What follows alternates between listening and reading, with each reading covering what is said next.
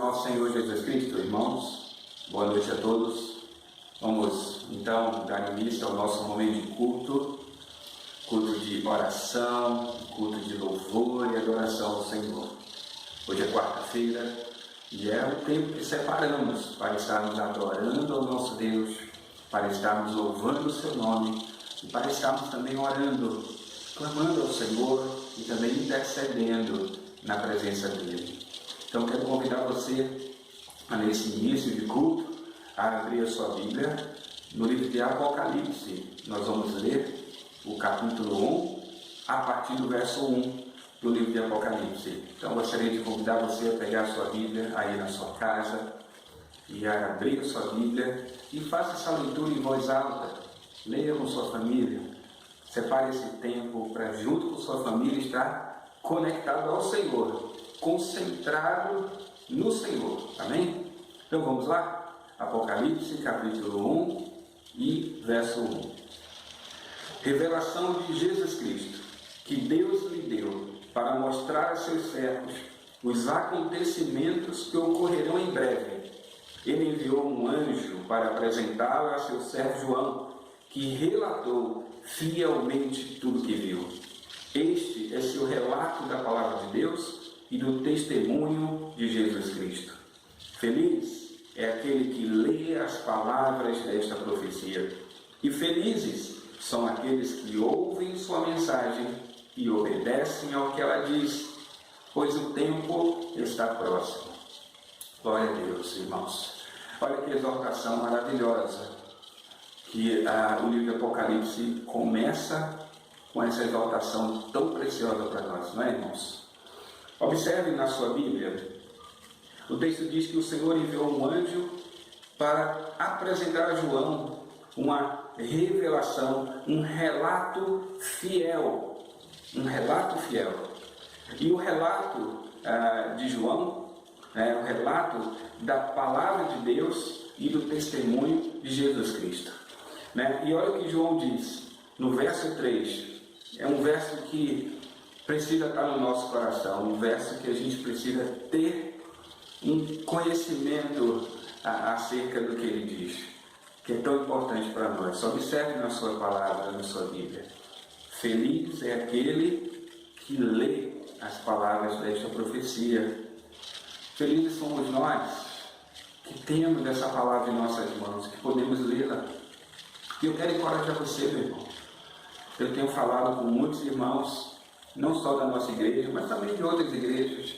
E muitos se queixam, mas eu estou na quarentena, eu estou em casa, e muitas vezes eu estou ansioso, eu não tenho muita coisa para fazer. E eu quero dizer para você, você tem a palavra de Deus. E feliz é aquele que lê essa palavra. Feliz é aquele que lê as profecias que você tem nas suas mãos. Então aproveite esse tempo para colocar a sua leitura em dia. Aproveite esse tempo para fazer uma leitura da Bíblia. Você tem aí duas alternativas. Você pode começar a leitura da Bíblia, geralmente fazendo a leitura da Bíblia em um ano, lendo 4 capítulos por dia. Se você lê 12 a 15 capítulos por dia, você vai ler a Bíblia toda em 2 ou 3 meses. No máximo 3 meses, aí você consegue ler a Bíblia toda, lendo 12 a 15 capítulos por dia. Quem sabe quanto tempo vai durar essa quarentena? Então use esse tempo e seja abençoado e seja feliz. Muitos estão ociosos e isso tem trazido tristeza ao coração. Mas olha o que a Bíblia diz. Feliz é aquele que lê as palavras do Senhor. Então, quer trazer alegria ao teu coração? Quer alegrar o seu dia? Leia a Bíblia. Separe um tempo para isso. Se você não quiser ler a Bíblia toda, se você não tem esse hábito de leitura, então leia o Novo Testamento. Leia o Novo Testamento. Se você lê o Novo Testamento 5 a 10 capítulos por dia, você vai terminar o Novo Testamento inteiro em pouco mais de um mês. Então leia o Novo Testamento. Então, se você não consegue, não tem esse hábito para ler a Bíblia toda, leia o Novo Testamento. Você vai levar aí pouco mais de 30 dias, lendo 5, 10 capítulos por dia ou até um pouco mais. Amém? Então aproveite esse tempo, deixe Deus te abençoar. Traga felicidade ao teu coração. Leia a palavra do Senhor. Olha o que João também diz. Felizes são aqueles que leem, felizes são aqueles que ouvem essa mensagem. Né? E você tem sido abençoado, porque você tem ouvido também a mensagem da palavra do Senhor. Então, há muitos motivos para alegrar o nosso coração. Né? E por fim, João diz que feliz também é aquele que obedece o que a palavra do Senhor diz. Então, irmãos, temos aqui entre aspas, uma receita para que tenhamos dias felizes e alegres. E a palavra de Deus, entre aspas, é o ingrediente principal dessa receita. Então, tenha a palavra do Senhor empesorada no teu coração, diante dos teus olhos, na tua mente, e deixe essa palavra abençoar a sua vida. Então, deixe Deus te usar, deixe Deus te abençoar, traga alegria ao teu coração, traga uma felicidade ao teu coração, ao teu lar. E a palavra de Deus é essa ferramenta tão preciosa que Deus nos deu para alegrar os nossos vidas. Amém? Vamos orar? Queria convidar você agora a fechar teus olhos e a ter um momento de oração. Todos nós juntos, amém? Feche teus olhos, ore junto comigo. Senhor nosso Deus, Pai amado, nós te louvamos pela palavra do Senhor. A palavra que o Senhor tem nos dado, colocado em nossas mãos. E oramos nesta hora, Senhor, pois nós queremos lançar sobre Ti a nossa inquietação, a nossa ansiedade, toda a nossa angústia, tudo aquilo que tem entristecido o nosso coração, trazido desânimo. Nós queremos entregar ao Senhor. E oramos nesse momento, Senhor, pedindo a Ti, vem sobre nós. A Sua palavra diz que a alegria do Senhor é a nossa força. A Sua palavra diz que a nossa suficiência é o Senhor, meu Jesus. Então, nesta hora, nós oramos e clamamos a Ti. Vem sobre nós, alegre o nosso coração. Vem sobre nós, meu Senhor. Fala conosco, meu Senhor. Traz uma palavra revelada ao nosso coração. Desperta em nós esse desejo de estar Te buscando, de estar orando, de estar lendo a Tua palavra, de estar conectado com o Senhor. Jesus, agora, o Senhor tem providenciado esse tempo, e é um tempo oportuno para nós. E nós vamos aprender a usar esse tempo para a glória do Teu nome e também para abençoar nossas vidas. Então, Senhor, que o Teu povo, nesse tempo, aproveite essa oportunidade para estar com o Senhor, para estar com a Sua palavra. Então, vem sobre nós, Senhor. Vem sobre a Tua igreja. Fala com o Teu povo durante esse tempo. Traz a alegria do Senhor ao coração do povo, a cada família da Sua igreja. Eu Te peço, meu Senhor, e oro na Tua presença. Eu quero interceder pelos meus irmãos e apresentar ao Senhor, sobretudo, aqueles que estão desanimados, entristecidos, não conseguem sentir alegria, Senhor, estão ansiosos, e isso tem incomodado seus corações. Então eu quero, Senhor, em especial, colocar a vida desses irmãos na Tua presença, pedindo a ajuda do Senhor, a graça do Senhor sobre essas vidas. Meu Senhor, na Tua presença eu oro, Senhor Jesus, e a Ti eu agradeço, Deus Pai, em nome do Teu Filho amado, Jesus Cristo. Amém. Amém, Deus. Eu quero ainda também ter um momento de oração. Queria convidar você a estar agora apresentando ao Senhor a sua necessidade. O que é que você tem enfrentado?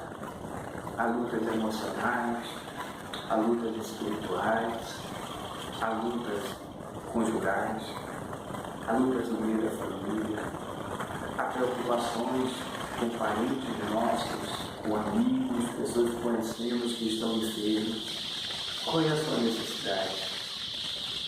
Preocupação com a vida.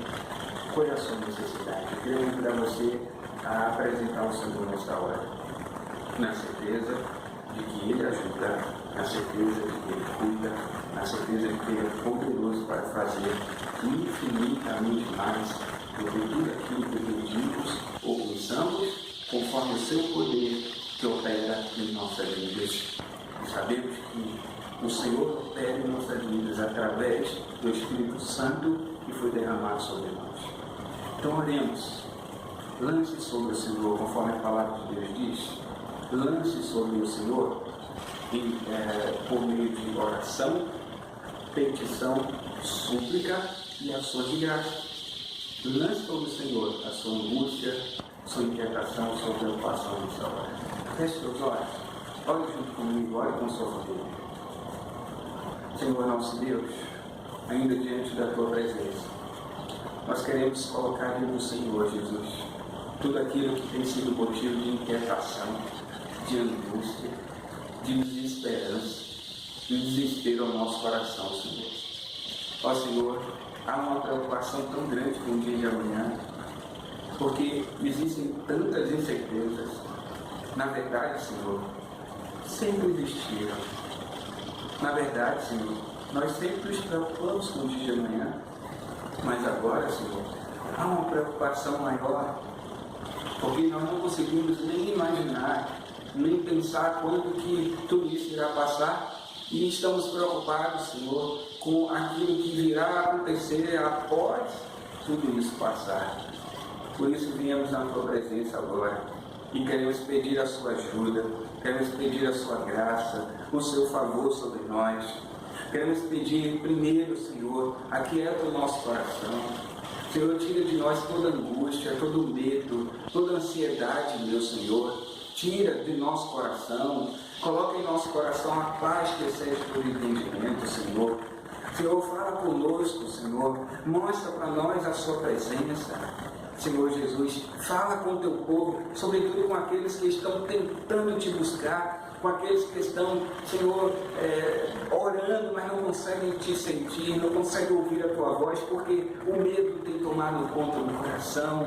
Senhor, a desesperança tem tomado conta do coração, e muitos não estão conseguindo te sentir ou te ouvir, não conseguem te ver em meio a tudo isso. Eu quero orar por essas vidas, para que o Senhor possa, Senhor, ministrar o coração dessas pessoas, falando no coração dessas pessoas e despertando no coração dessas pessoas a sua presença, que eles entendam, percebam, sintam que o Senhor está ali e que o Senhor é poderoso para ajudar em tudo, em qualquer circunstância que enfrentamos. Então, meu Senhor Jesus, eu oro por essas vidas e eu clamo pelo teu favor, pela tua ajuda. Refrigera esses corações, Senhor. Aquieta essas almas, meu Senhor, e dá para eles uma confiança inabalável na tua presença, Senhor Jesus. Oramos por aquelas pessoas que estão enfermos, alguns estão infectados pelo vírus, outros não estão ou não sabem ainda, enfim, Senhor. Há tantas questões hoje que envolvem a área da saúde, e nós queremos clamar ao Senhor, pedindo socorro a Ti por essas vidas, buscando a cura no Senhor, buscando a restauração no Senhor. Toma essas vidas em Tuas mãos, Pai Santo. Abençoa, Senhor, essas vidas, nós te pedimos. Oramos mais uma vez, clamamos pelos profissionais de saúde, clamamos por aquelas pessoas que trabalham em serviços essenciais, que precisam estar se deslocando de suas casas. Clamamos pelo seu cuidado, clamamos pela sua proteção, meu Senhor, em nome de Jesus. Oramos pelas autoridades, pedindo ao Senhor, dá sabedoria, dá direção às autoridades, que eles sejam nas tuas mãos, Senhor, instrumentos para nos abençoar, para, Senhor, nos ajudar a vencer tudo isso. Meu Senhor, em nome de Jesus. E acima de tudo, Pai, pedimos e buscamos a ajuda e o socorro do Senhor. Jesus, vem sobre as necessidades do teu povo. Senhor, estenda a sua mão, derrame sua graça e abençoe o teu povo. Meu Senhor, em nome de Jesus, abençoe os casamentos, abençoe as famílias, Pai, abençoe os empregos, abençoe os empresários, abençoe as empresas, Pai. Em nome de Jesus, nós buscamos em Ti, Senhor, porque declaramos, Tu és o nosso socorro, Tu és a nossa torre alta, o nosso esconderijo. E é no Senhor que queremos estar. E é ao Senhor que queremos entregar a nossa família, a nossa parentela, nas Tuas mãos, na certeza de que Tu és poderoso e fiel para guardá-los. Assim nós oramos, Senhor, em nome do Pai, do Filho e do Espírito Santo. Amém. Graças a Deus. Amém, meus irmãos. Vamos então agora estar louvando ao Senhor com os nossos irmãos do Ministério do Louvor. Convido você a cantar alegremente na presença do Senhor. Porque, irmãos, o texto que lemos de Apocalipse, ele finaliza com uma promessa tão maravilhosa e tão poderosa. A promessa é: o tempo está próximo.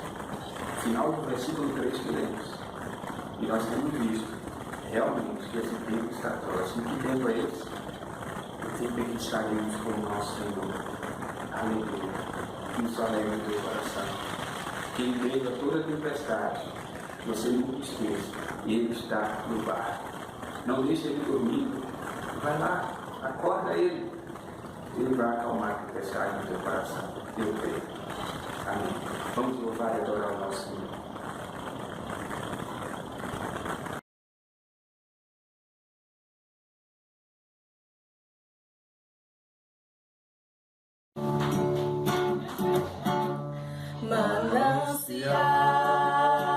Manancial, fonte de vida, de onde eu preciso e quero beber todos os dias, bem mais que um desejo, tu és essencial para sustentar minha vida, Senhor Jesus. Eu tenho sede de ti, minha alma anseia por ti. Só me satisfaço quando estou junto aos teus pés. Eu tenho sede de ti, minha alma anseia por ti. Manancial, única fonte de vida tu és. Manancial, fonte de vida, de onde eu preciso e quero beber todos os dias, bem mais que um desejo, tu és essencial para sustentar minha vida, Senhor Jesus. Eu tenho sede de ti, minha alma anseia por ti. Só me satisfaço quando estou junto aos teus pés. Eu tenho sede de ti, minha alma anseia por ti. Manancial, única fonte de vida tu és.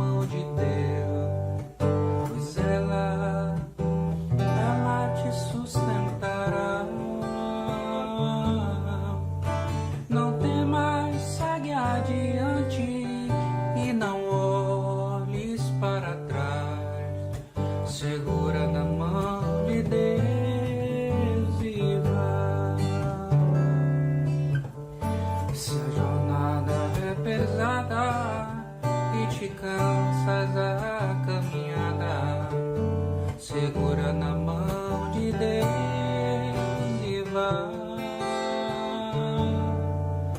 orando, vigiando, jejuando e confessando.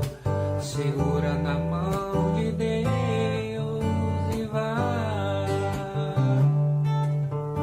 Segura na mão de Deus, segura na mão de Deus, pois ela te sustentará. Não temas, segue adiante e não olhes para trás. Segura na mão de Deus e vai. O Espírito do Senhor sempre te revestirá. Segura na mão de Deus e vai. Jesus Cristo prometeu que jamais te deixará. Segura na mão de Deus e vai. Segura na mão de Deus, segura na mão de Deus, pois ela te sustentará. Não temas, segue adiante e não olhe para trás. Segura na mão de Deus e vai. Segura na mão de Deus, segura na mão de Deus, pois ela te sustentará. Não temas, segue adiante e não olhes para trás. Segura na mão de Deus e vai.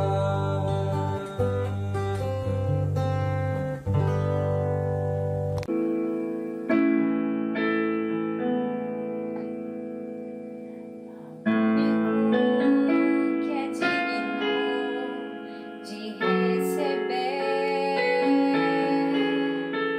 a honra e a glória, a força e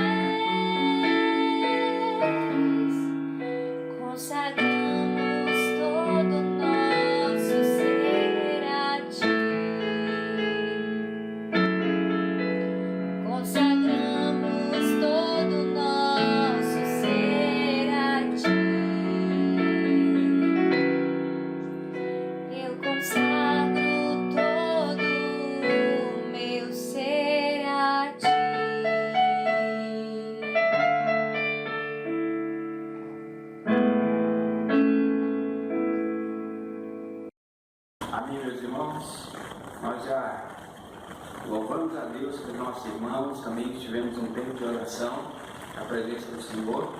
E agora nós iremos ouvir a palavra do Senhor. E hoje nós temos um irmão abençoado que estará trazendo a palavra do Senhor para nós, né? Para que a gente possa matar um pouco a saudade dos nossos irmãos, né? Hoje eu convidei um irmão muito querido nosso para ser o mensageiro de hoje, né? E hoje ele vai estar trazendo a palavra abençoada para as nossas vidas. Então, que você seja abençoado por essa palavra, que você também mate um pouco a sua saudade do nosso irmão, o pastor Perivaldo. Ele é um mensageiro do Senhor hoje e eu estou passando esse tempo para que o nosso irmão possa falar o nosso coração, ser instrumento do Senhor para falar o nosso coração. Que Jesus te abençoe, meu querido irmão. Que Jesus abençoe o nosso querido irmão, o pastor Perivaldo. E que o Senhor fale no teu coração e a tua família, em nome de Jesus. Amém. Bom, irmãos, eu vou compartilhar com os irmãos o texto de Mateus capítulo 5, que é o texto das bem-aventuranças. Vamos abrir nossas Bíblias juntos em Mateus capítulo 5. Mateus capítulo 5. Em Mateus capítulo 5, eu quero ler com os irmãos somente o versículo 7 do capítulo 5 de Mateus. Eu vou ler aqui na minha Bíblia, na versão atualizada. Bem-aventurado os misericordiosos, porque alcançarão misericórdia. E é sobre isso que eu quero falar com os irmãos. Na verdade, eu não quero ler apenas esse texto, mas eu quero poder explicar esse texto à luz de outros textos da palavra de Deus. Queria ler também com os irmãos Mateus capítulo 18, versículo 23. Mateus 18, versículo 23. Um outro texto muito conhecido nosso também, que fala de perdão e das implicações da indulgência, das consequências de não se liberar perdão. Mateus capítulo 18, versículo 23. Eu vou ler aqui na minha Bíblia e eu peço que os irmãos estejam acompanhando com as suas Bíblias também. Mateus 18, 23. Por isso, o reino dos céus é semelhante a um rei que resolveu ajustar contas com os seus servos, e passando a fazê-lo, trouxeram-lhe um que lhe devia 10.000 talentos.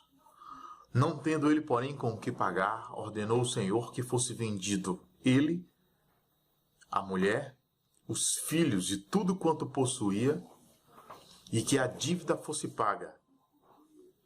Então os servos, prostrando-se reverente, rogou: sê paciente comigo e tudo te pagarei. E o senhor daquele servo, compadecendo-se, mandou-o embora e perdoou-lhe a dívida. Saindo, porém, aquele servo, encontrou um dos seus conservos que lhe devia 100 denários. E agarrando-o, sufocava, dizendo: paga-me o que me deves. Então o seu conservo, caindo-lhe aos pés, lhe implorava: sê paciente comigo e te pagarei. Ele, entretanto, não quis, antes, indo-se, o lançou na prisão, até que saldasse a dívida. Vendo os seus companheiros o que se havia passado, entristeceram-se muito e foram relatar ao seu senhor tudo o que acontecera.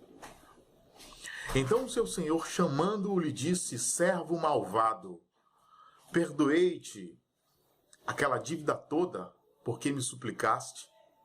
Não devias tu igualmente compadecer-te do teu conservo, como também eu me compadeci de ti? E indignando-se o seu senhor, o entregou aos verdugos, até que lhe pagasse toda a dívida. Assim também meu Pai Celeste vos fará, se do íntimo não perdoardes cada um a seu irmão. Meus irmãos, por que quando nós lemos a palavra de Deus, existe uma rigidez muito séria da parte de Deus para com a falta de perdão?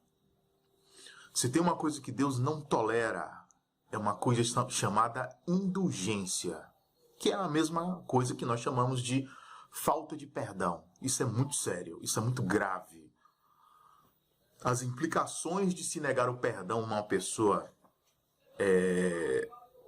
elas são tão graves que elas vão transpor as dispensações. O que é que são as dispensações? A gente, quando estuda as Escrituras, nós observamos que Deus dividiu as eras, o tempo, em dispensações. Eu não vou entrar aqui muito no detalhe da dispensação, mas apenas para que os irmãos compreendam o que é que a Bíblia quer dizer quando ela fala de dispensações. Deus está falando para nós, através da sua palavra, que ele estabeleceu determinados limites de tempo para determinados fatos da palavra de Deus, do seu propósito. Então a gente, por exemplo, ali no Jardim do Éden, nós temos um período antes de Adão pecar, que é chamado pelos estudiosos de dispensação da inocência. É o momento em que Adão ainda era um homem inocente. E é importante lembrar, irmãos e irmãs, que Adão, antes da queda, ele não era santo, ele era inocente. Ele não era santo porque ele ainda não tinha a natureza santa do Senhor Jesus. E para ele obter a natureza santa era necessário, era imprescindível que ele comesse da árvore da vida. Então ele seria santo. Santidade é um atributo divino, obviamente que é um atributo compartilhável, é um atributo comunicável de Deus, a sua santidade. Então,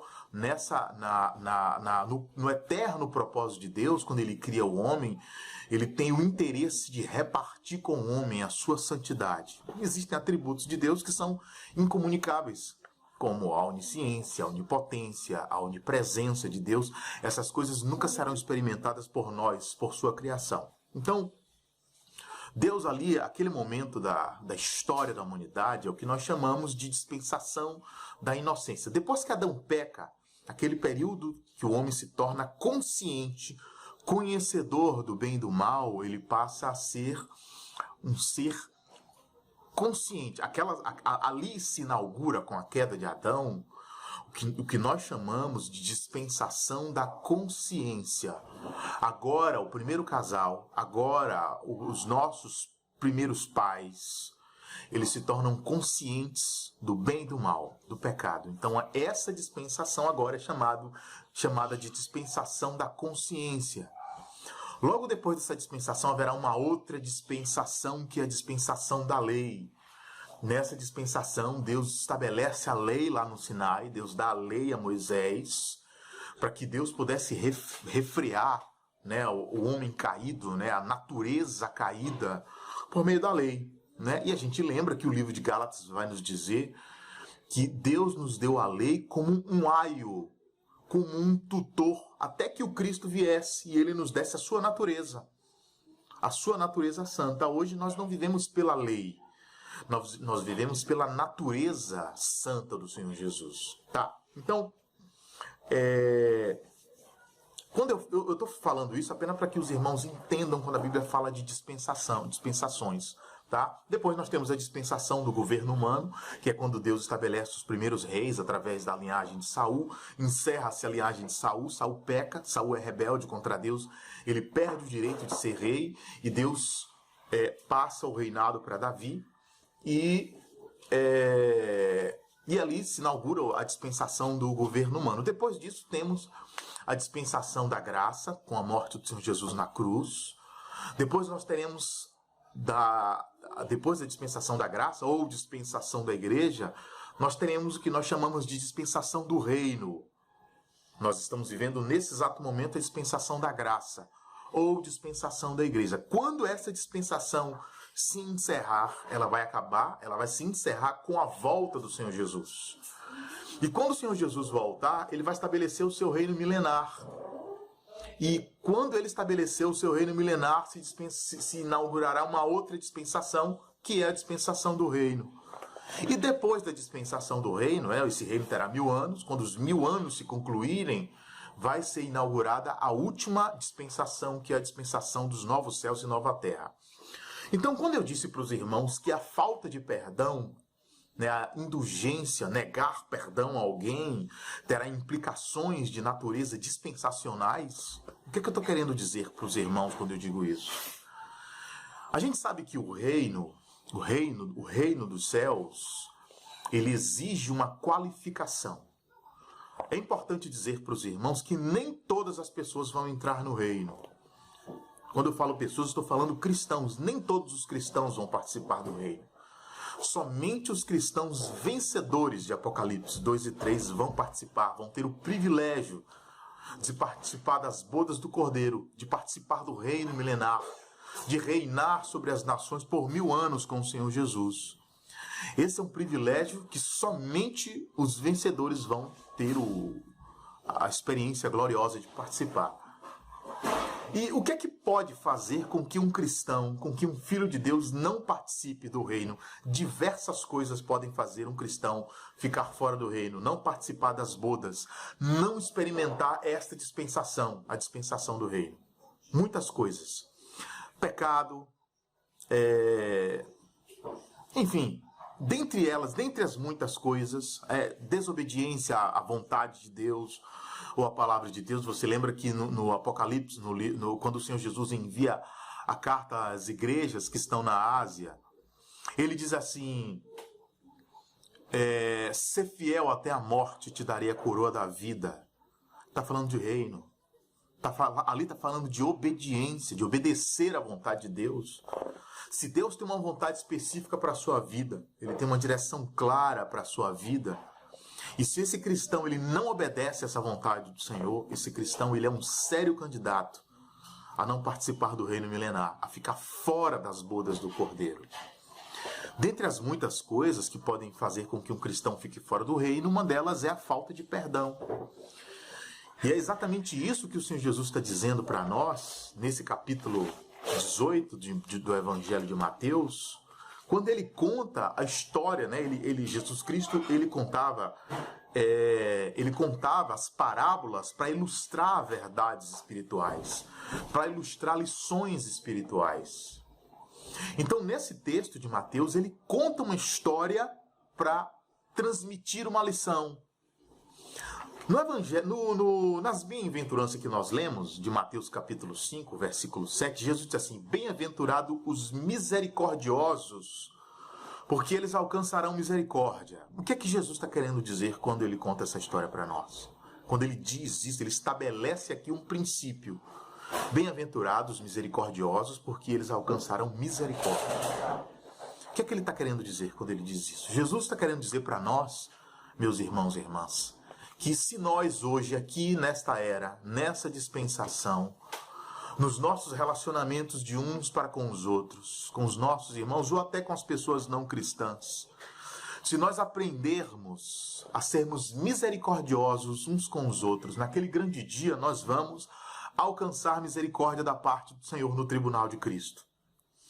Trocando em miúdos, é isso que ele está dizendo. Ele está dizendo que no tribunal de Cristo, você sabe que a Bíblia nos fala que quando nós comparecermos no tribunal de Cristo para sermos julgados, o Senhor Jesus ele vai abrir um livro que é o livro das obras. E nesse livro das obras estará registrado tudo o que fizemos de bom e de ruim. Estará registrado nesse livro. Então, por exemplo, se alguém falhou conosco, se alguém pecou contra nós, alguém nos difamou, alguém foi injusto conosco, alguém nos prejudicou, nos traiu, nos enganou. E se nós, mesmo sendo prejudicados, feridos, humilhados, nesta vida ainda, nós liberarmos perdão para aquele que pecou contra nós, nós tivermos misericórdia daquele que pecou contra nós, então Jesus está dizendo que naquele grande dia, quando tivermos no tribunal de Cristo para darmos conta do bem ou mal que fizemos por meio do corpo, quando ele abrir o livro das obras para julgar as nossas obras, ele vai achar lá o registro de que, embora nós tenhamos sido difamados, prejudicados, traídos, feridos, humilhados, nós ainda assim tivemos a atitude cristã, a atitude piedosa de liberar perdão, de perdoar aqueles que nos prejudicaram. É isso que ele está dizendo aqui em Mateus capítulo 5, versículo 7, quando ele diz assim: bem-aventurados misericordiosos, porque alcançarão misericórdia. Esse texto de Mateus capítulo 5, das bem-aventuranças, esse texto ele está falando para nós de princípios do reino milenar. Princípios para adentrar a era vindoura. Um cristão que não vive dentro dos princípios de Mateus capítulo 5, as bem-aventuranças, se ele negligencia, se ele ignora os princípios deste texto, ele certamente estará desqualificado para participar das bodas do Cordeiro. Voltando aqui para Mateus capítulo 18, quando o Senhor Jesus ele conta a parábola, eu quero explicar um pouquinho a parábola de Mateus capítulo 18. Ele conta a história de um homem que devia ao rei 10.000 talentos. E aquele homem não tinha com que pagar ao rei. E o rei ordenou que fosse vendido ele, a mulher, os filhos e tudo que ele possuía e a dívida fosse paga. Então aquele homem, prostrando-se reverente, rogou ao Senhor, dizendo: "Sê paciente comigo e tudo te pagarei." E o senhor daquele servo, compadecendo-se dele, mandou-o embora e perdoou-lhe toda a dívida. Meu irmão, o texto diz que a dívida daquele homem era de 10.000 talentos. A dívida daquele homem... Repare que o rei está mandando vender ele, a mulher, os filhos e tudo que ele tem. E ainda assim, vendendo tudo, toda a sua família, todos os seus bens, ainda não seria suficiente para pagar a dívida que ele tinha com o rei. Um talento é equivalente a aproximadamente 46 quilos de prata. Esse homem devia ao rei 10.000. Faça aí a conta de 46 vezes 10.000. 46 vezes 10.000 é igual a 460.000 talentos de prata. Quando você faz um cálculo do quanto uma pessoa daquela época ganhava por dia, o salário de um homem médio daquela época, quanto ele ganhava, naquela época um homem ganhava uma média de 1 denário por dia. Quando você faz as contas para verificar de quanto aquele homem precisava para pagar ao rei, sabe a conclusão que nós vamos chegar? Que aquele homem precisaria trabalhar por 5.000 anos, ganhando 1 denário dia para poder pagar o rei. Ninguém vive 5.000 anos. Ninguém vive nem 1.000 anos. O homem que mais viveu na terra chamava-se Metusalém. E você lembra quantos anos aquele homem viveu? Aquele homem viveu 969 anos. Ele não chegou a viver 1.000 anos. A Bíblia diz que para Deus um dia é como 1.000 anos e 1.000 anos como um dia. Ou seja, ninguém chegou a viver um dia de Deus. Então a dívida desse homem era uma dívida impagável. Mas o rei perdoou toda aquela dívida daquele homem. Aí o texto diz que, saindo, porém, aquele servo encontrou um dos seus conservos que lhe devia 100 denários. E agarrando-o, sufocava, dizendo: "Paga-me o que me deve." Então o seu conservo, caindo-lhe aos pés, lhe implorava: "Sê paciente e tudo te pagarei." Ele, entretanto, não quis, antes, indo, lançou na prisão até que lhe saldasse a dívida. Repara que esse homem, ele não teve a mesma atitude misericordiosa com o seu conservo que o rei teve com ele.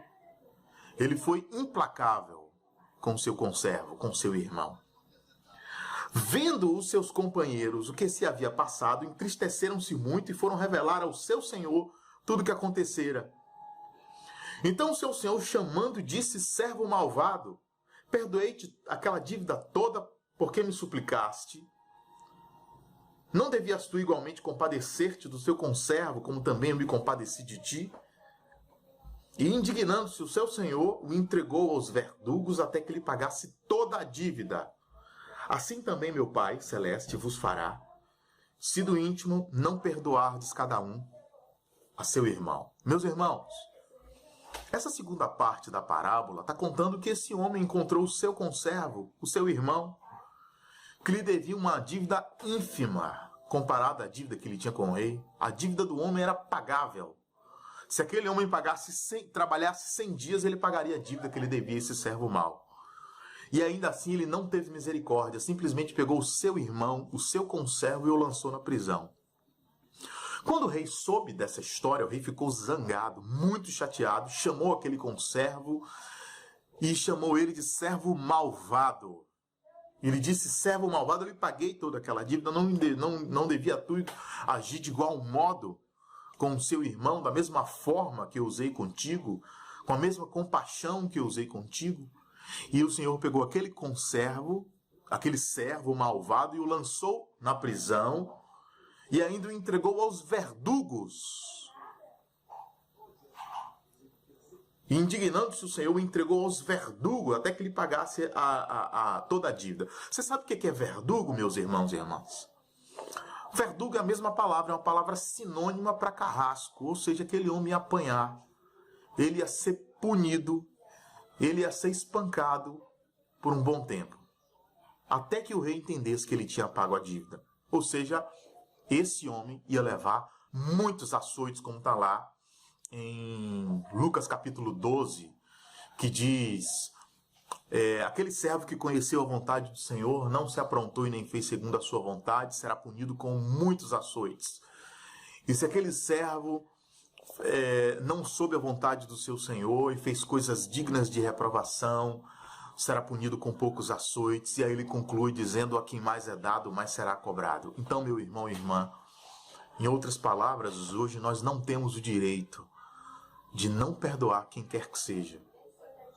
O Senhor Jesus, ele não nos dá o direito de se recusar a perdoar quem quer que seja, independentemente do nível de ofensa que essa pessoa tenha causado contra nós. Nós não temos esse direito.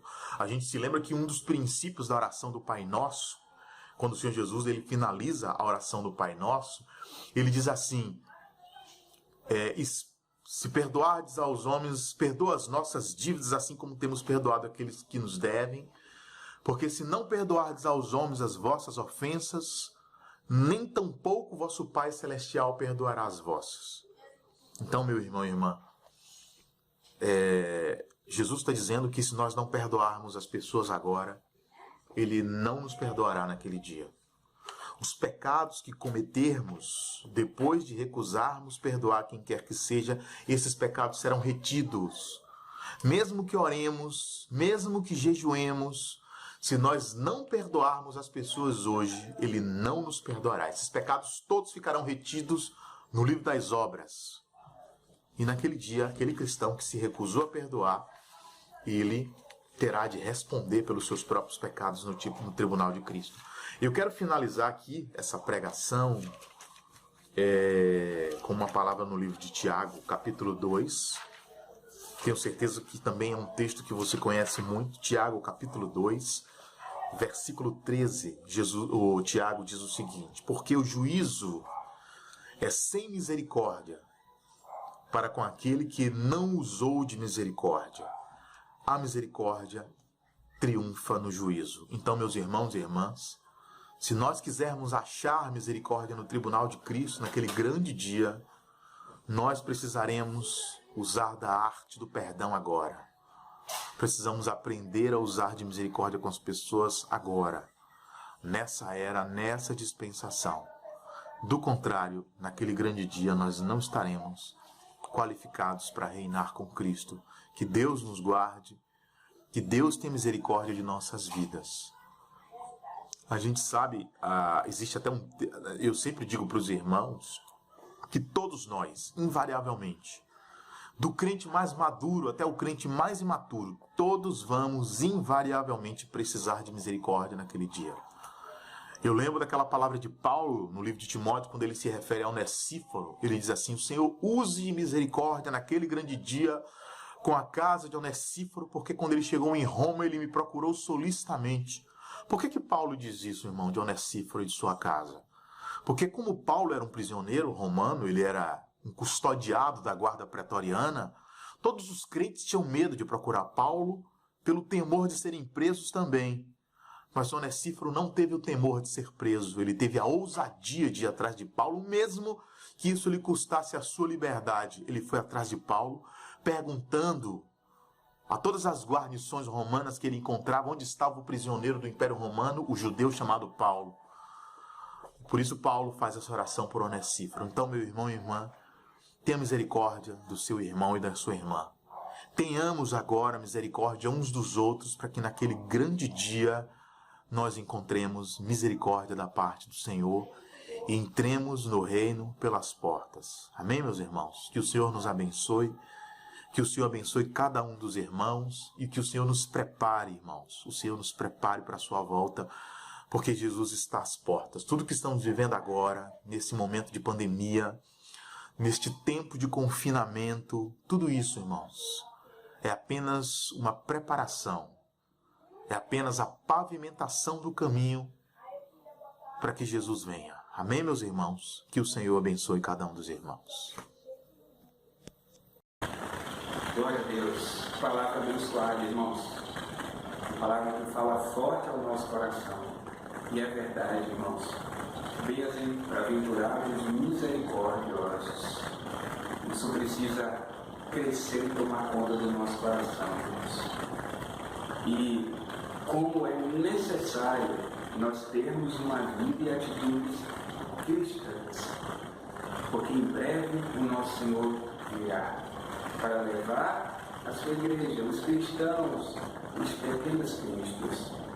Que nós aprendamos sim a perdoar, que nós aprendamos sim a vencer tudo aquilo que a nossa alma ainda carrega do velho homem, para sermos novas criaturas e bem-aventurados, como estão ali nas bem-aventuranças, o texto que o nosso irmão pegou, mencionou hoje, né?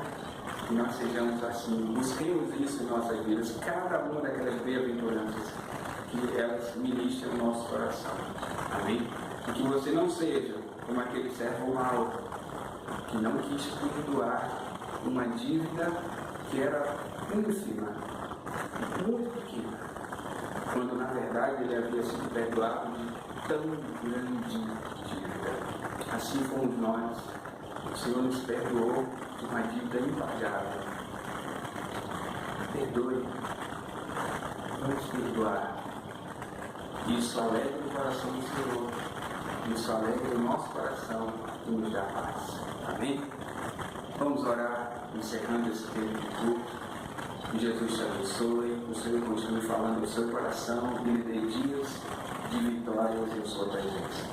Feche teus olhos. Vamos orar em nome de Jesus. Que a graça do Senhor Jesus, do amor de Deus, o nosso eterno Pai, e a comunhão e a consolação do Espírito Santo de Deus esteja com cada um de vós, com cada família representada e com todo o povo de Deus em toda a face da terra, desde agora e para sempre. Amém. E graças a Deus. Amém. Jesus te abençoe.